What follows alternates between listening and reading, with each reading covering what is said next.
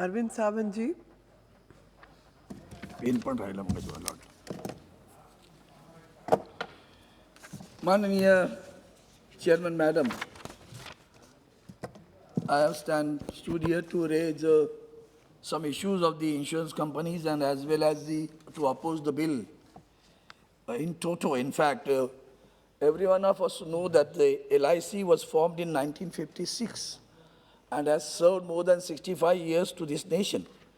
And then the increase of FDI from 49% to 74% will be given in the hands of the people who are there in the market to catch hold of the entire properties of the LIC. Madam, by doing this, government is directly handing over the huge section of domestic savings to the foreign capital, which is no way contributes to neither the infrastructural development nor the socio-economic development of our nation. We are handing over to them. Those who have not done any, there is no contribution of such people for the development of the nation. By increasing the FDI, these foreign capitals get access, rather control, over the domestic savings collected by way of insurance premiums, which are being utilized for ensuring higher profits through speculative investments. Thus, the policy holders, the two stakeholders, are put to enormous risk of their funds. Also, the foreign capital gets a vast share of profit earned by the companies, which will be swept away offshore. How can you going to protect all these things? I don't know. It is the property of the country. The LIC of India was formed in the 1956. The LIC of India was entrusted with the job of mopping up of funds by way of collecting premiums and providing these funds for the national development. LIC was also entrusted the prime task of providing secured insurance cover to the citizens of our nation. The LIC of India has been successfully performing these dual responsibilities, rather task entrusted by the government of India for the past 65 years. In the past 65 years, LIC has insured crores of people of our nation. And as on that, it is estimated that nearly 40 crores of Indians are insured by LIC of India. As per estimates, India possesses a capacity of 60 crores insurable population, of which around 40 crores are already insured. The insured feel fully secured and safe at the hands of LIC. More important, the LIC of India was formed with an initial meager capital of rupees 5 crores. It was further increased to rupees 100 crores in the year 2011. To meet the requirements of the insurance regulator, IRDA, on this minimum capital, LIC has created assets amounting to rupees 32 lakh crores for the last financial year ended on 31st March 2020. The real estate assets of LIC also stand to around 30 lakh crores. The date LIC paid cumulative dividend. Till date, LIC has paid cumulative dividend to the government of India to the tune of rupees 28,000 crores. LIC has paid a dividend of rupees 2,698 crores for the current year ended 31st March 2020. Total investment made by LIC in government's infrastructural development projects, road, water, power, sewerage, building of roads, bridges, transport, both road and the rail, etc., stands at around rupees 30 lakh crores. The most important of the LIC was that asset. The most important asset of LIC was trust. Trust was this asset, and therefore the people were were taking policies through LIC, not from the other companies.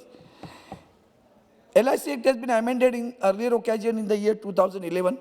Those amendments were necessitated for complying with the provisions of the IRDA. 2011 amendment to the LIC Act was the sole provision. 2011 amendments to the LIC Act was with the sole purpose of increasing the capital of LIC to rupees 100 crores as per the IRDA. The proposed amendment to LIC Act is solely aimed to pave the way for disinvestment of LIC of India, which in turn will clear the hurdles of listing the equity capital of LIC to share market by issuing an IPO. Sir, Madam, this LIC Act will be the most disastrous move and will go against the nation's interest. Disbursement we are doing, the IPO in turn throwing open LIC's capital to the speculative market by way of shares will lead to handling over the entire monies, assets, brand and trust in the hands of a crony capitalist who will pounce on to swallow away maximum share and have a completed hold, have a completed hold on the LIC of India will prove destructive to the national एक डेढ़ minute का ज़्यादा नहीं है Madam, the insured also has the choice of returning back the product within the stipulated time frame if he finds that the product offered is not as per the commitment mentioned in the insurance. This is what is LIC is giving. सबसे बड़ी और महत्वपूर्ण बात थी, आखिरी बात करता हूँ. The right from the day one when the LIC of India, the provision of sovereign guarantee is available on every policy issued. I would like to ask the government whether this sovereign policy, sovereign guarantee, whether even after the FDI, are you going to continue with this sovereign policy or not? And therefore, the argument of on issuance of LIC IPO, as it will provide greater transparency and give ownership to its stakeholders, the argument being spelled out by the authorities in the Foreign Ministry, also for Finance Ministry. The funds collected by the LIC of India by way of insurance premium and other income received by the way of real estate income, investment income, are all under the strict vigil of the government. And therefore, I request that these are the, you can say, the strength of the LIC. And we are going to weaken the LIC and going to hand over the entire properties, assets to the so-called foreign investor who do not have any contribution in the development of the country, and 65 years they have served for the country. What is the necessity? I do not understand. Right now, there are competitive companies in the country, and they are working with this competition, and LIC has proved time and again they are the best among the all LIC, insurance companies. And therefore, I will request government to protect this company. Don't go for this. It is eventually a privatization. Even if you don't use the word of privatization, the day the 74% investment is done by FDI, he is bound to become an owner. You will be just a non-entity. And therefore, I request the government to kindly look into this.